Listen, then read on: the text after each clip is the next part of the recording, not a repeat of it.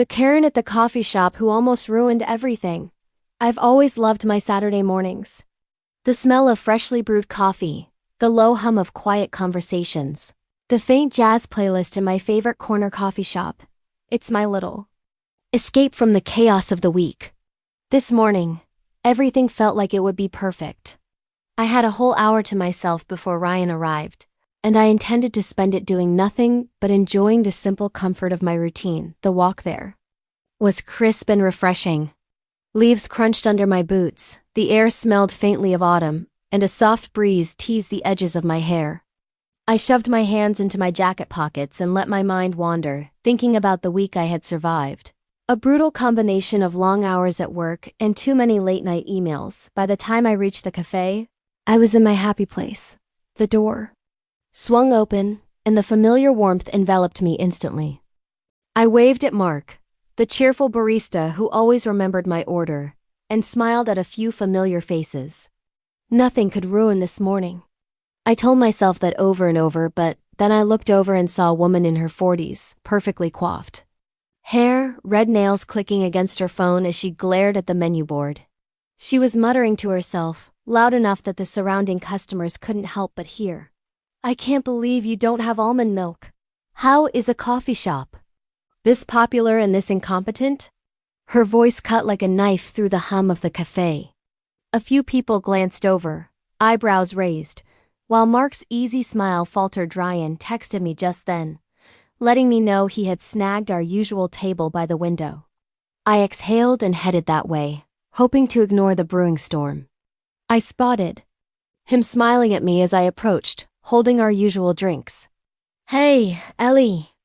He smiled, sliding into the booth like everything in the world was normal. Hey, I said, returning his smile, but I couldn't help glancing back at the woman. She was still arguing at the counter, louder now, jabbing her finger at Mark as though he had personally insulted her entire existence. Ignore her, Ryan whispered when he noticed me stiffen. We're here to enjoy our coffee. I tried to. Really, I did. But then she moved, sashaying toward the seating area like she owned the place. Somehow, she claimed the only table near the window, right by us, even though the cafe was full. She slammed her designer bag onto the table and made a face at Ryan's coffee cup like it was a personal affront. Why is it always so hard to get a decent latte? She muttered, loud enough for everyone nearby to hear. People these days have no standards. My patience thinned. Ryan gave me a gentle squeeze under the table, sensing my frustration. Ignore her, he said again, but it was impossible. She had zero intention of leaving, zero intention of just being a regular customer. She was purposefully being performative, drawing attention to herself and making us apparently her targets. She leaned toward our table, lowering her voice just enough so I could hear. Excuse me, she said. Did you just take my seat? I was going to sit there. Ryan blinked. We were here first. Her eyes narrowed. No, you weren't. I called dibs. That's a thing. Everyone knows it's a thing. I felt my jaw tighten so hard I thought it might crack. Dibs? Really? I whispered under my breath, and then, before we could even respond, she straightened and launched into a new tirade, this time including a moral judgment on our entire generation. You millennials think the world owes you everything. No manners, no respect for others. I'm shocked places like this even allow people like you to sit anywhere. I took a deep breath, trying to focus on Ryan. His calm expression helped, but it didn't stop the rising heat of anger in my chest. Before I could intervene, she called over the manager, a young woman named Liz, who had been quietly handling the counter all morning. Yes, can I help you? Liz asked politely. This young lady and her friend are refusing to move from my seat. I demand you enforce proper etiquette, Curran said, her voice dripping with indignation. Liz glanced at us. They were here first, ma'am. The cafe is full, but there's another table near the window. Curran's face twisted. I don't want a table over there. I want the one by the counter. I have needs. Her ridiculous entitlement made my blood boil. I could feel my face heating up, my fingers clenching around my coffee cup like it was a lifeline. Ryan whispered softly. Let's just stay calm. Don't give her the satisfaction.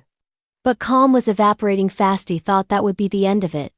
I thought she'd move to another table, finally satisfied with her verbal performance. But Karen wasn't just a difficult customer, she was a force of nature. She spent the next 10 minutes trying to make us look like villains. Each sigh and muttered comment about selfish millennials, louder than the last. People were glancing at us, some whispering, some recording on their phones, some clearly waiting for a scene to unfold. Ryan tried reasoning. Look, ma'am, we didn't need to take your seat. Maybe we can move? No, she snapped. I didn't ask for a compromise. I asked for my rightful spot. And you, she pointed directly at me. You clearly have no manners. I opened my mouth, thinking of some sharp retort, but I stopped.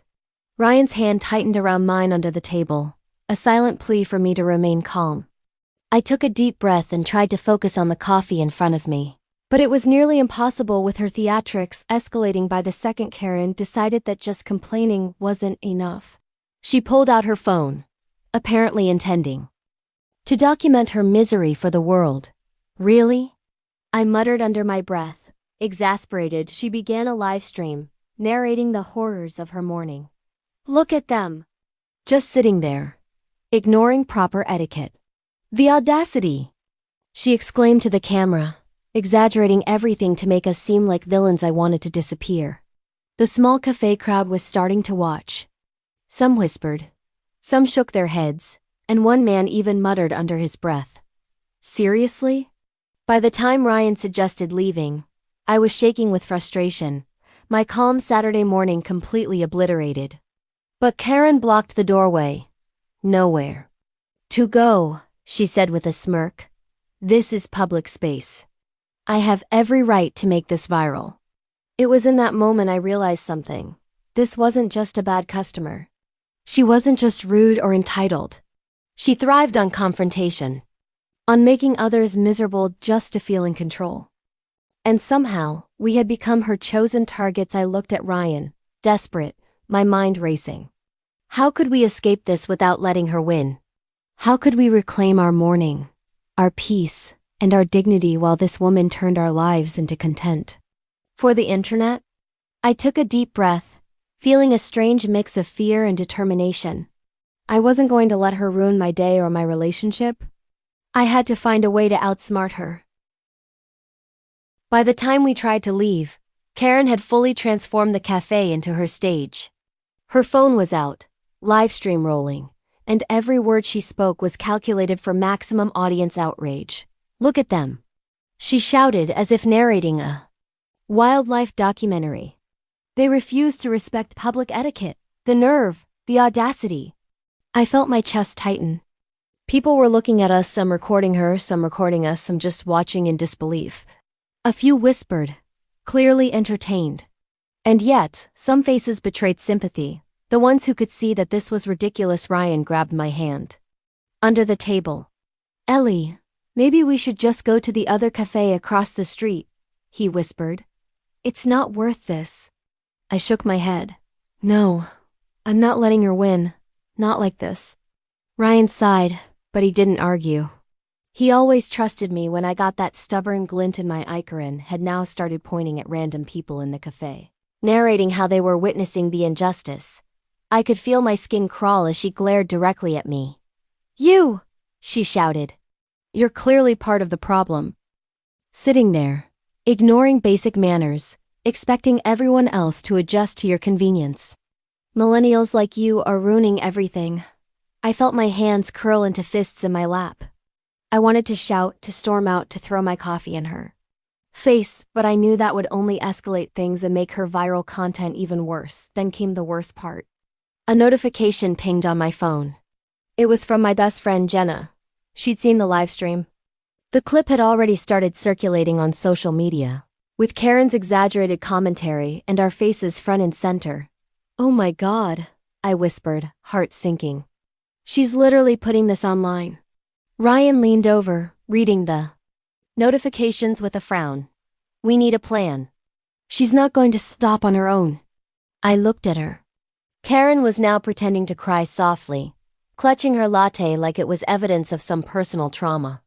Every person in the cafe seemed caught in her narrative, and the more they looked at her, the more power she gained then, as if things couldn't get worse. She started approaching people nearby, encouraging them to post comments and take videos.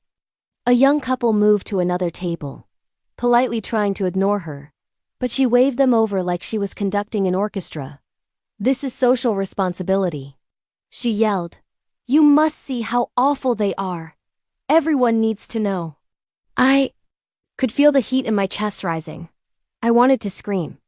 My peaceful Saturday morning, which I had envisioned as quiet and comforting, had become a public spectacle.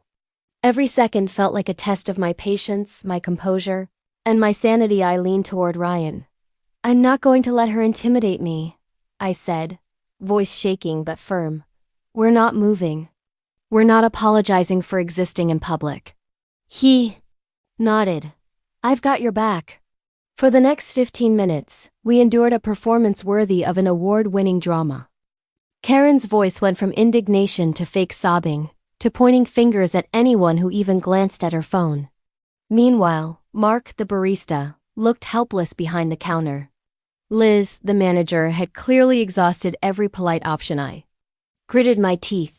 I wanted to say something clever, something cutting. But I reminded myself, any words spoken now would be fodder for her viral video. I needed a better plan. I scanned the cafe and noticed a security camera in the corner. If I could somehow get her antics recorded from a neutral perspective, maybe we could turn this around. "Ryan," I whispered, leaning close. "I need you to distract her. Pretend you're going outside to make a call or something."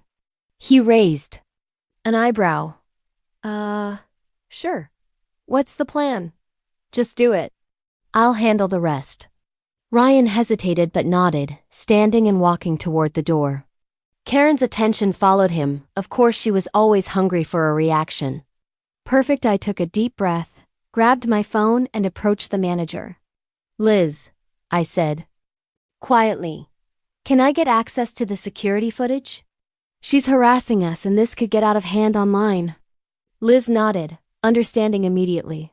"Of course. I was worried she'd do something like this. Let's get it recorded." I smiled, feeling a small surge of hope.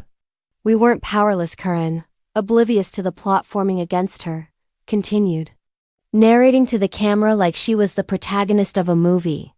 But little did she know, her empire of chaos was about to crumble with Ryan's help.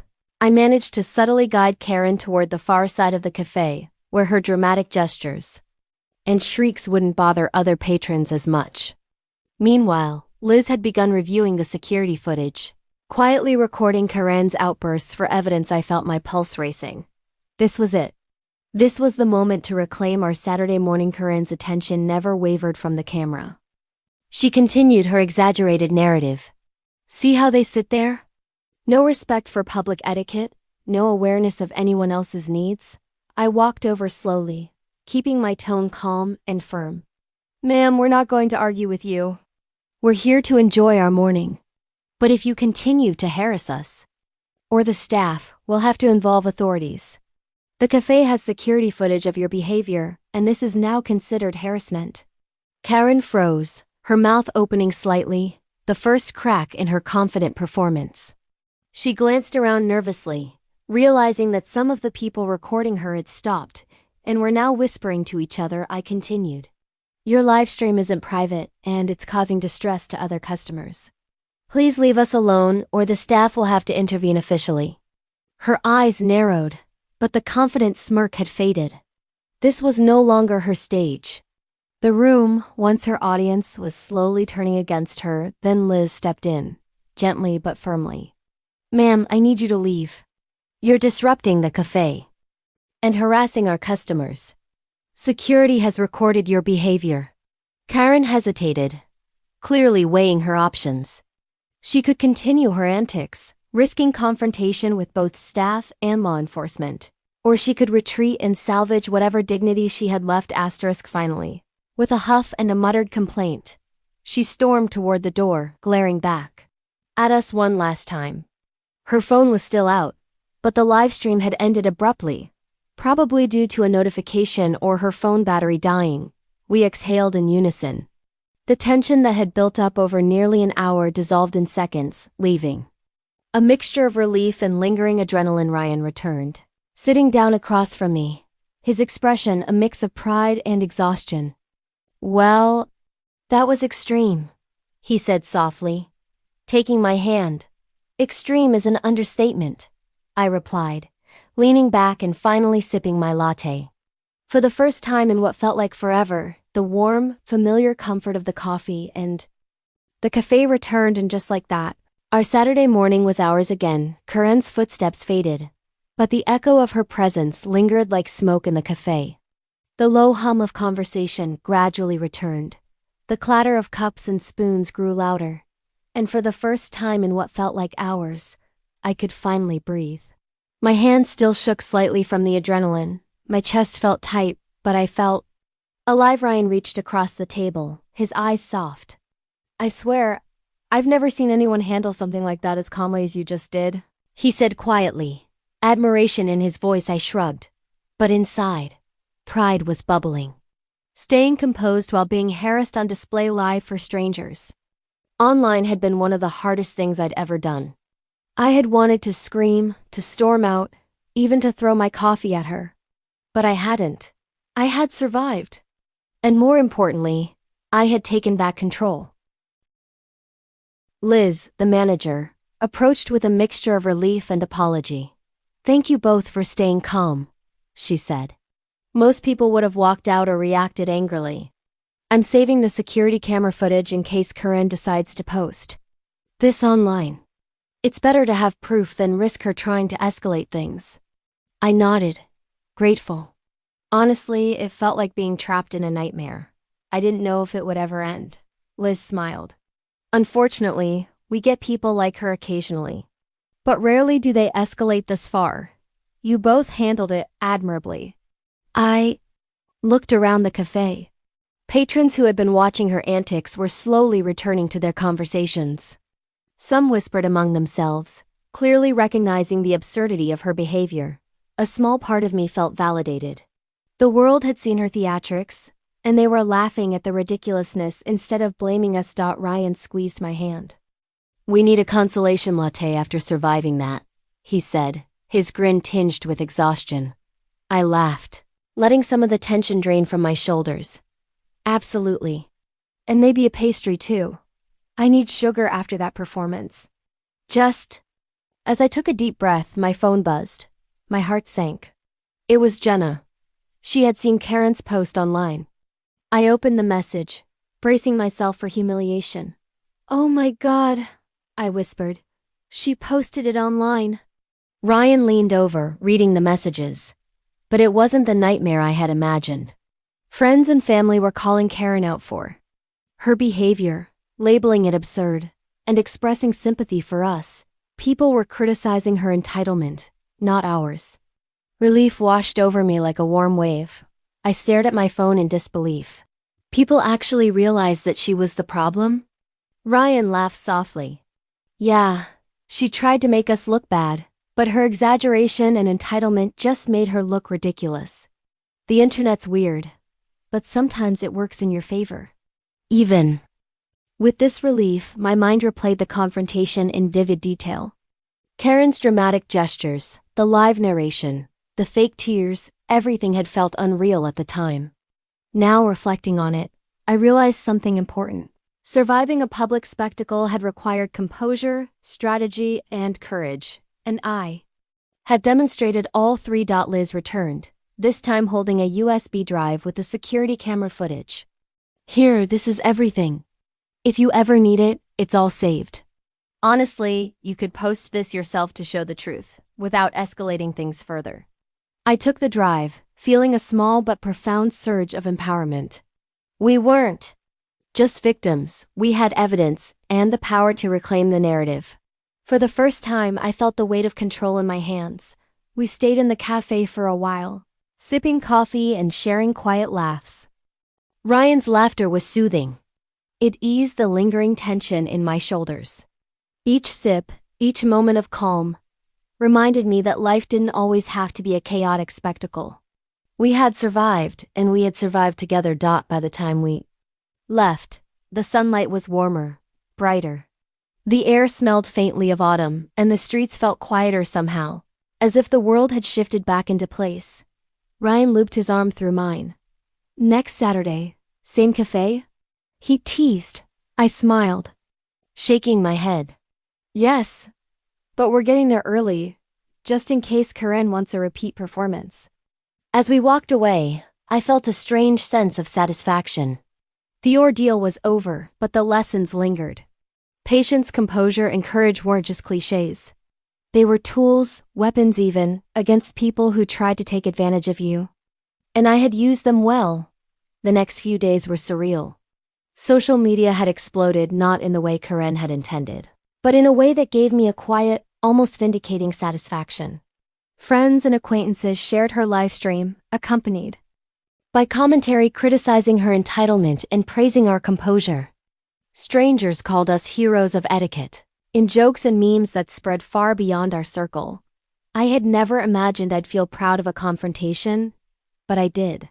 Each notification that popped up brought laughter, disbelief, and a strange sense of justice. Karen had tried to manipulate the narrative, but the truth had outshone her theatrics. Ryan and I spent the following week replaying the events, not in panic, but in awe at how chaotic the morning had been. It's like surviving a tiny apocalypse, he said, leaning against me one evening as we recounted every ridiculous gesture Karen had made. I laughed. Except we didn't just survive, we won. And publicly too. We even visited the cafe a few more times over the next week, each visit a little easier, a little more peaceful. Patrons who had been present during the original incident recognized us and smiled. Some whispered jokes about the current incident, and I couldn't help but chuckle along. The atmosphere had shifted, lightened by shared experience and subtle validation. One afternoon, Ryan looked at me seriously. You know, I think this taught me something. People like her, they thrive on chaos, on control, but composure and strategy? That's how you really win. I nodded. Exactly. And it's about boundaries too. You don't have to stoop to their level to reclaim your space or your dignity. Weeks later, I received a local news link. Karen's antics had made it into a human interest story about entitlement in public spaces. Predictably, she looked ridiculous. The journalist highlighted our calm response and the absurdity of her behavior. For the first time, I felt the full arc of triumph settle, and not just surviving, but being recognized for it. Ryan looped his arm through mine as we walked home. So, what now? Another Saturday morning adventure? I laughed. Definitely. But maybe a quieter one. Maybe just coffee, pastries, and no live performances. He grinned. Agreed. And this time, early enough to claim the best seat before anyone else decides it's theirs and call dibs. We laughed together, walking through the autumn streets. Leaves crunched beneath our feet. Sunlight reflected off the windows. The world felt vivid again, ordinary but perfect. For the first time in a long while, my Saturday morning didn't feel threatened by chaos. The memory of Karen's meltdown became a story we could tell. Exaggerated for humor, framed as a tale of absurdity and triumph. But the real lesson remained. Composure, courage, and strategic action could outmatch even the most entitled antagonist. And in that lesson, I found satisfaction deeper than any latte or pastry could provide. By the time we reached home, I realized something important. We had survived a public spectacle, outwitted entitlement, and emerged stronger, calmer, and more confident than ever. And somehow, in the midst of the chaos, we had found a story worth telling. A story where the villains floundered and we the heroes walked away victorious.